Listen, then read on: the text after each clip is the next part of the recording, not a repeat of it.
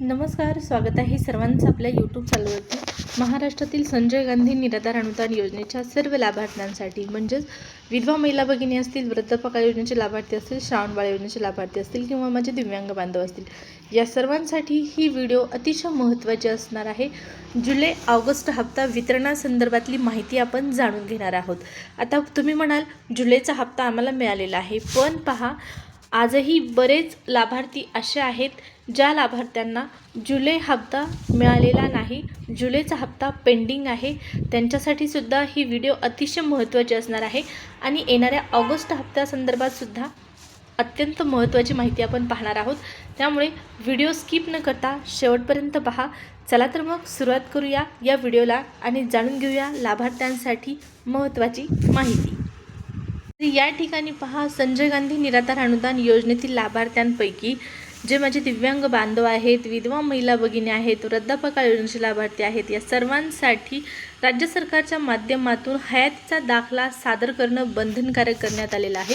आता यामध्ये वयोमर्यादेनुसार अट आहे, परंतु इतर लाभार्थी सोडता म्हणजे इतर लाभार्थ्यांना कोणते लाभार्थी विधवा महिला भगिनी असतील, वृद्धापकाळ योजनेचे लाभार्थी असतील आणि इतर लाभार्थी, या सर्व लाभार्थ्यांना दाखला तर द्यायचा आहेच। काहींना 5 वर्षातून एकदा द्यायचा आहे आणि काहींना या ठिकाणी आता प्रत्येक वर्षी हा वयाचा दाखला सादर करावा लागतो।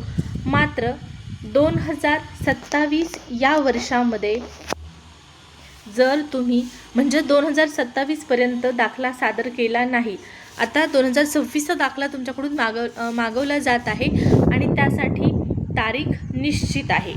पण या निश्चित तारखेच्या आतमध्ये सुद्धा लाभार्थ्यांनी अद्यापही दाखले जमा केलेले नाहीत। फक्त अहिल्यानगर जिल्ह्याअंतर्गत 70,000 लाभार्थी अद्यापही असे आहेत ज्यांना ज्यांनी अद्यापपर्यंत हा दाखला सादर केलेला नाही आणि त्यामुळे या सर्व लाभार्थ्यांचं ऑगस्टपासून पेन्शन बंद होणार की काय असा प्रश्न इथं निर्माण झालेला आहे। स्पष्टपणे सरकारकडून सांगण्यात येत आहे, हयातीचा दाखलाच द्यावा लागणार आहे। हयातीचा दाखलाच नव्हे, तुम्ही जिवंत आहात हेही तुम्हाला त्या ठिकाणी दाखवायचं आहे। बोगस लाभार्थी टाळण्यासाठी प्रशासनाकडून या उपाययोजना केल्या जात आहेत।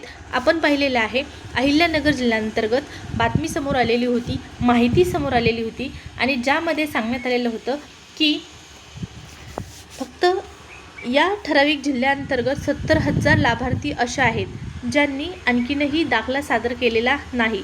त्याचबरोबर याच जिल्ह्याच्या माहितीमध्ये आपल्याला पाहण्यास मिळालेलं होतं की 2027 पर्यंत जर सादर केला नाही तुम्ही दाखला, तर तुम्हाला थेट बाद करून टाकण्यात येणार आहे, योजनेतून तुम्हाला बाद करून टाकण्यात येणार आहे। या योजनेचा लाभ घ्यायचा असेल तर तुम्हाला पुन्हा एकदा डबल फॉर्म भरावा लागणार आहे।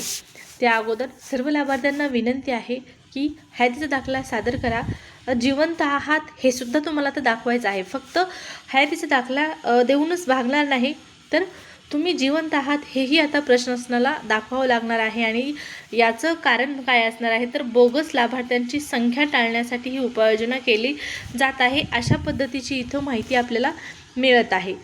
वेगवेगळे अपडेट, वेगवेगळी माहिती दररोज समोर येत आहे आणि अशातच आता राज्य सरकारच्या माध्यमातून आषाढी वारीचा शुभमुहूर्त म्हणजेच आषाढी एकादशीचा शुभमुहूर्त पाहून लाभार्थ्यांच्या खात्यामध्ये विविध योजनांचं अनुदान वितरित केलं जाणार अशा पद्धतीच्या चर्चा सुरू झालेल्या आहेत। ज्या पद्धतीने कर्जमाफीसाठी सुद्धा आषाढी वारीचा म्हणजे आषाढी एकादशीचा मुहूर्त सांगण्यात आलेला आहे, त्याचबरोबर नमो शेतकरी योजनेच्या वितरणासाठी हप्ता वितरणासाठी सुद्धा चर्चा सुरू झालेल्या आहेत की आषाढी एकादशीच्या निमित्ताने लाभार्थ्यांच्या खात्यामध्ये हे अनुदान जमा केले जाण्याची शक्यता आहे आणि त्या नियमानुसार जर इतर लाभार्थ्यांना हे अनुदान आषाढी एकादशीच्या शुभमुहूर्तावर मिळत असेल, तर आपल्या संजय गांधी निराधार अनुदान योजनेतील लाभार्थ्यांना सुद्धा, ज्या लाभार्थ्यांना मागच्या महिन्यांचं अनुदान आलेलं नाही म्हणजे कोणत्या